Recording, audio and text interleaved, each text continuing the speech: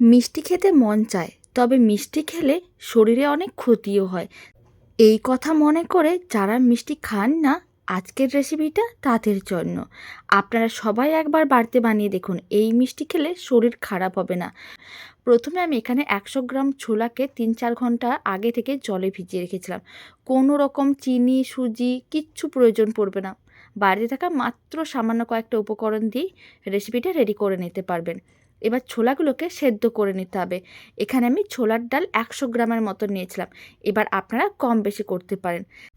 আমি এখানে ছোলার ডালগুলোকে একেবারে হালকা করে সেদ্ধ করে নিয়েছিলাম। মানে একটা সিটিও দেওয়া যাবে না। সিটিটা জাস্ট একটু শব্দ করবে, সেই সময় বন্ধ করে দিতে হবে। ছোলার ডালগুলোকে ঠিক এইভাবেই সেদ্ধ করতে হবে। আর এই ছোলার ডালে অনেক প্রোটিন থাকে, খাওয়াও ভীষণ ভালো। জল ঝরিয়ে ছোলার ডালগুলোকে এক সাইডে রেখে দিয়েছি। কড়াইয়ের মধ্যে দিয়ে দিলাম আমি 1 চামচের মতন ঘি। ঘি গরম করে নিতে হবে। তার মধ্যে দিয়ে দিতে হবে কাজু বাদাম কিশমিশ। ঘি খাওয়াও ভালো, কাজু বাদাম কিশমিশ খাওয়াও খুবই ভালো। এইভাবে আপনারা আপনাদের পছন্দ মতন যে কোনো ড্রাই ফ্রুটস দিয়ে দিতে পারেন। এবার কাজু বাদাম ও কিশমিশগুলোকে হালকা নাড়াচাড়া করে লাল লাল করে ভেজে নিতে হবে। আর যে কোনো মিষ্টি জাতীয় রেসিপিতে এইভাবে একটু ড্রাই ফ্রুটস দিলে খেতে দারুণ লাগে। আপনারা দেখুন, কাজু বাদাম আর কিশমিশগুলো হালকা লাল করে ভেজে নিয়েছি। যখন দেখবেন কিশমিশগুলো এইভাবে একেবারে ফুলে বেলুনের মতন হয়ে আসবে, তার মানে বুঝে নিতে হবে কিশমিশগুলো ভাজা হয়ে গেছে। এখন ভেজে নেওয়া কাজু ও কিশমিশগুলোকে যে কোনো একটা বাটির মধ্যে নিয়ে আলাদা করে রেখে দিতে হবে। আর কড়াইতে আপনারা দেখুন অনেকটা ঘি এখনও পর্যন্ত আছে, আলাদা করে কিচ্ছু ঘি দেওয়ার দরকার নেই। এখন ভেজে নেওয়া কাজু কিশমিশগুলোকে আলাদা করে রেখে দিলাম। আর ওই কড়াইয়ের মধ্যে দিয়ে দেবো জল ঝরানো ছোলার ডালগুলো। সমস্ত ছোলার ডালগুলো দিয়ে দিতে হবে। আমি এখানে 100 গ্রাম ছোলার ডাল দিয়ে বানানো দেখালাম, তবে আপনারা চাইলে পরিমাণটা কম বেশি করতে পারেন। 1 চিমটের মতন লবণ দিলাম। চাইলে দিতেও পারেন, নাও দিতে পারেন। যদি মিষ্টির স্বাদ দ্বিগুণ করতে হয় তাহলে কিন্তু 1 চিমটে লবণ দিয়ে দেখুন, খেতে দারুণ লাগে। এবার ফ্লেমটা মিডিয়ামে করে দিলাম। 2 মিনিটের মতন ছোলার ডালগুলোকে এইভাবে একটু নাড়াচাড়া করে ভেজে নিতে হবে, যাতে ছোলার ডালগুলো হালকা করে ভাজা হয়ে যায়। এইভাবে যদি হালকা করে একটু ভেজে নেওয়া যায় তাহলে খেতে অনেক বেশি ভালো লাগবে। আর এই ছোলার ডালের হালুয়া বাড়িতে একবার বানিয়ে দেখুন, খেতে এত ভালো লাগবে রোজ বানাতে মন চাইবে। আর যাদের মিষ্টি খাওয়া বারণ আছে তাদের জন্য তো এই রেসিপিটা একেবারেই পারফেক্ট। প্রায় 2 মিনিটের মতন নাড়াচাড়া করে ভেজে নিয়েছিলাম। আপনারা দেখুন ছোলার ডালগুলো বেশ শুকনো শুকনো হয়ে গেছে। এখন ফ্লেমটা অফ করে দিতে হবে। আর এরকম একটা ম্যাশার নিতে হবে।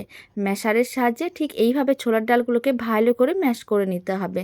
আপনারা দেখুন ছোলার ডালগুলো একেবারে গুঁড়ো গুঁড়ো হয়ে গেছে। আপনারা দেখুন ঠিক এইভাবেই গুঁড়ো করতে হবে। কয়েকটা ছোলার ডাল আবার গোটাও আছে। এটা যখন মুখে পড়বে খেতে দারুণ লাগবে। ছোলার ডালগুলো ভালো করে ম্যাশ করে গুঁড়ো করে নিয়েছিলাম। এখন দিয়ে দিচ্ছি 1 চিমটের মতন এলাচ গুঁড়ো। এলাচ গুঁড়ো যদি থাকে তাহলে দেবেন, নাহলে 2-3টে গোটা এলাচকে হালকা করে একটু ভেঙে দিয়ে দিতে পারেন। ফ্লেভারটা ভালো আসবে, আর খেতেও ভালো লাগবে।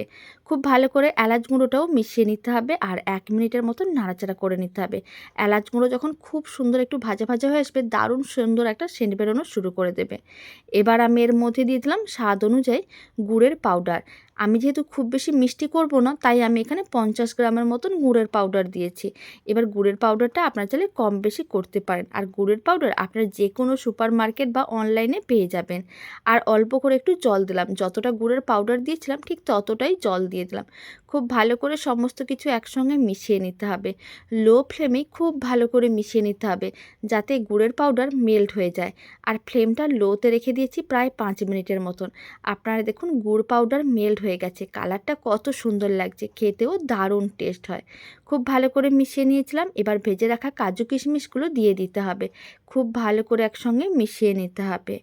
আর এই ছোলার ডালের হালুয়াটা রুটি, পরোটা যে কোনোর সঙ্গে খেয়ে দেখতে পারেন, দারুণ লাগে খেতে। বা একবার বানিয়ে ফ্রিজে রেখে দেবেন, প্রায় 1 সপ্তাহর মতন ভালো থাকবে। যখনই মন চাইবে ফ্রিজ থেকে অল্প করে একটু হালুয়া বের করে খেয়ে দেখবেন, দারুণ লাগবে। মিষ্টির ক্রেভিংসও থাকবে না, আর খেতে এতটাই ভালো হয় বারবার বানাতে মনও চাইবে। আর আমি দিয়ে দিলাম ভেজে রাখা তিল। তিলগুলোকে আমি শুকনো খোলায় ভেজে রেখেছিলাম, সেখান থেকে 2 চামচের মতন তিল দিয়ে দিলাম।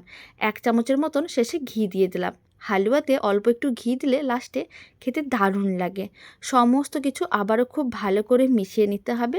আর ফ্লেমটা এই সময় লোতেই রাখতে হবে। লো ফ্লেমে আরও 4 থেকে 5 মিনিট এইভাবেই রান্না করে নিতে হবে।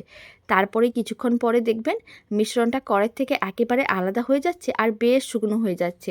তখন বুঝে নিতে হবে ছোলার ডালের হালুয়া একেবারেই রেডি। আর ছোলার ডালে অনেক প্রোটিন থাকে, ঘি খাওয়াও ভীষণ ভালো আর ড্রাই ফ্রুটস খাওয়াও ভালো। আর গুড় তো আমাদের শরীরকে ঠান্ডাও রাখে, আর গুড় খাওয়া ভীষণ ভালো। দারুণ স্বাদের ছোলার ডালের হালুয়া একেবারেই রেডি। ফ্লেমটা অফ করে দিলাম আর ছোলার ডালের হালুয়াটা একটা সার্ভিং বোলের মধ্যে সার্ভ করে নিচ্ছি। আর এই দারুণ স্বাদের ছোলার ডালের হালুয়ার রেসিপিটা শেষ পর্যন্ত দেখার জন্য অসংখ্য ধন্যবাদ। এবার আমি একটা সার্ভিং বোলে সার্ভ করে অল্প করে একটু ঘি ছড়িয়ে দিচ্ছি। আর এইভাবে অল্প করে একটু গরম ঘি ছড়িয়ে দিলে খেতে দারুণ লাগে। বাড়িতে বানালে কমেন্ট বক্সে জানাতে একেবারেই ভুলবেন না খেয়ে কেমন লাগলো। তো চলুন, ভিডিওটা আমি এখানেই শেষ করছি। আপনারা সবাই ভালো থাকবেন, সুস্থ থাকবেন। আপনাদের সঙ্গে আবার নতুন রেসিপি নিয়ে দেখা হচ্ছে। আর রেসিপিটি ভালো লেগে থাকলে আপনারা যদি ফেসবুক থেকে রেসিপিটা দেখছেন, পেজটিকে ফলো করে নেওয়ার অনুরোধ রইল। ইউটিউব থেকে দেখলে চ্যানেলটি সাবস্ক্রাইব করে নেওয়ার অনুরোধ রইল। আর পাশে থাকা বেল আইকনটি প্রেস করে নেবেন নতুন রেসিপির আপডেট সবার আগে পাওয়ার জন্য।